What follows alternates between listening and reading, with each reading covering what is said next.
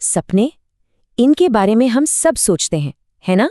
क्या ये बस हवा में उड़ने के लिए होते हैं या फिर क्या इन्हें जमीन की भी जरूरत पड़ती है?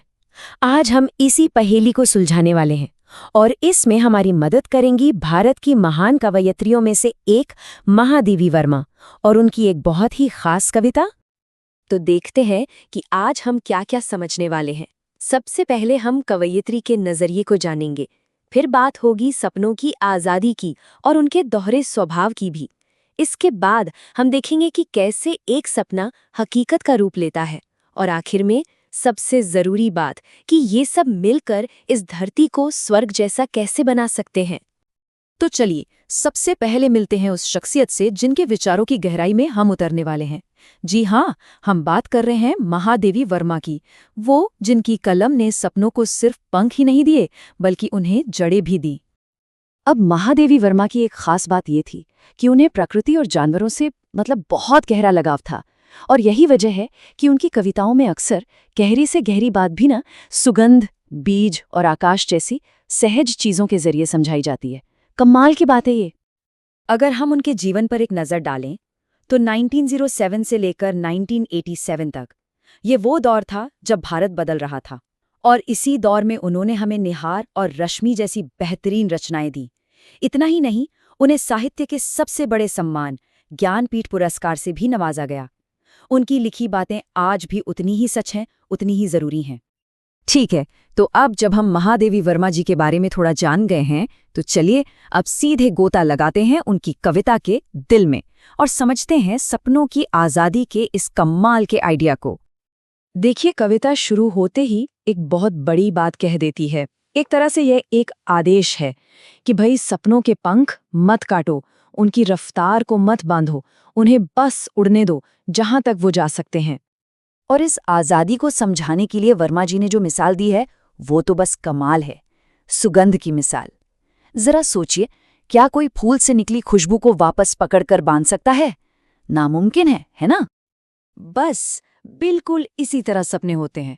वो किसी पिंजरे के लिए नहीं बने, उनका तो घर ही आसमान है। उन्हें फैलने के लिए, सितारों तक पहुंचने के लिए खुला छोड़ देना चाहिए। मगर कहानी में एक ट्विस्ट है। बात सिर्फ उड़ने की नहीं है। अब कविता एक बहुत ही दिलचस्प मोड़ लेती है और हमें बताती है कि सपने असल में एक नहीं बल्कि एक साथ दो दुनियाओं में जीते हैं। कविता इस बात पर बहुत जोर देती है कि सपनों को ऊपर जाने यानी आरोहण की आज़ादी तो दो, लेकिन साथ ही उन्हें नीचे आने अवरोहण की भी आज़ादी दो। ऊपर जाना और नीचे आना दोनों ही जरूरी हैं। और यही जो दोहरी बात है यही कविता का असली सार है। सपना कैसा होना चाहिए? आसमान में धुएं की तरह हल्का, आज़ाद, लेकिन साथ ही उसे जमीन पर उस आग की तरह मजबूत भी होना चाहिए जहां से वो धुआं उठा है। एक तरफ असीम उड़ान तो दूसरी तरफ हकीकत की मजबूत पकड़। सोच कर देखिए, एक बीज अगर बस हवा में ही उड़ता रहे, कभी मिट्टी तक पहुंचे ही नहीं, तो क्या वो कभी पेड़ बन पाएगा? कभी नहीं। सपनों का भी बिल्कुल यही हिसाब है। सच होने के लिए उन्हें हकीकत की जमीन चाहिए ही चाहिए। तो अब सवाल ये उठता है कि ये बैलेंस कैसे बनाया जाए?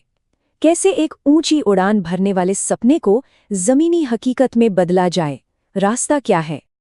और कविता इसका एक बहुत ही खूबसूरत रास्ता बताती है। सबसे पहला कदम, सपने को उड़ने दो, सितारों तक जाने दो। दूसरा कदम, उसे आसमान से, बादलों से रंग और सूरज से रोशनी प्रेरणा लेने दो। तीसरा कदम, जब वो सपना प्रेरणा से भर जाए तो उसे वापस जमीन पर लाओ। और चौथा और आखिरी कदम, उसे मेहनत और लगन की मिट्टी में बो दो ताकि उसकी जड़ें मजबूत हो सकें। पर हम ये सब करें क्यों, है ना? ये ऊपर जाना, नीचे आना, इतनी मेहनत, आखिर इसका मकसद क्या है? और यकीन मानिए, कविता इसका जो जवाब देती है वो दिल छू लेने वाला है। ये जो पूरी प्रक्रिया है सपनों को आज़ाद छोड़ने की और फिर उन्हें जमीन से जोड़ने की, इसका असली मकसद क्या है? कविता पहले हमें इस सवाल के साथ छोड़ती है और फिर अपना दमदार जवाब सामने रखती है। और जवाब बहुत गहरा है। जवाब ये है कि हमारे वो सपने जिन्हें हम हकीकत में बदल देते हैं, असल में वही तो वो हुनर है, वो शिल्प है जो इस धरती को स्वर्ग बनाना सिखाता है। तो इस सब का मतलब क्या हुआ? मतलब ये कि सपने देखना कोई खुदगर्जी का काम नहीं है। ये सिर्फ हमारे अपने लिए नहीं होता, जब हमारे सपने सच होते हैं ना, तो वो सिर्फ हमें नहीं बल्कि पूरे समाज को, पूरी दुनिया को बेहतर बनाते हैं। तो जाते जाते एक सवाल छोड़कर जाता हूँ। ऐसा कौन सा सपना है जिसे शायद कभी बहुत ऊंचा मानकर किनारे रख दिया गया था? वो कौन सा सपना है जिसे अब आखिरकार उड़ने का और अपनी जड़ें जमाने का मौका दिया जाए?